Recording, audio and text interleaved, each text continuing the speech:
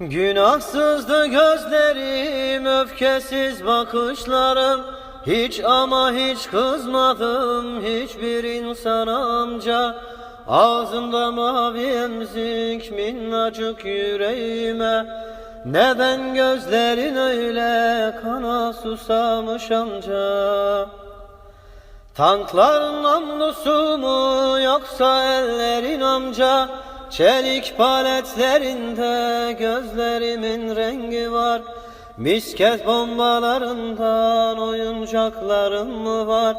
Yıldızlar mı yanıyor, ateş yağıyor amca? Ah anne,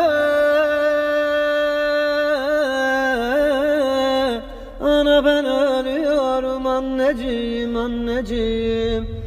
Ana ben ölüyorum anneciğim, anneciğim. Ana ben ölüyorum anneciğim. Ah anne,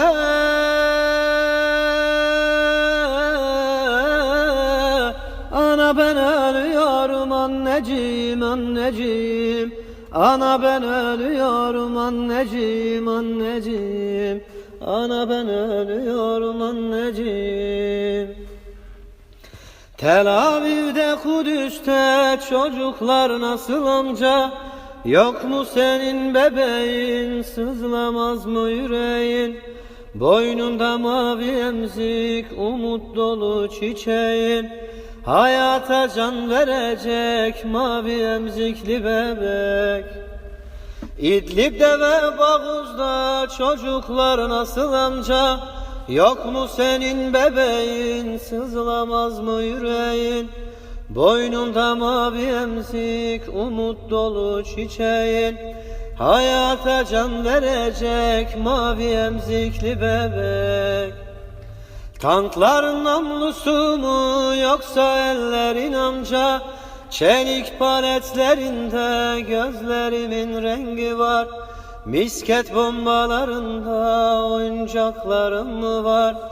Yıldızlar mı yanıyor, ateş yağıyor amca?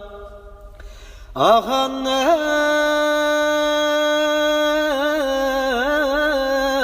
ana ben ölüyorum anneciğim, anneciğim. Ana ben ölüyorum anneciğim, anneciğim.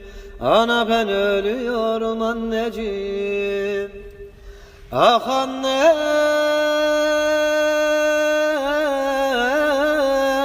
ana ben ölüyorum anneciğim, anneciğim. Ana ben ölüyorum anneciğim, anneciğim.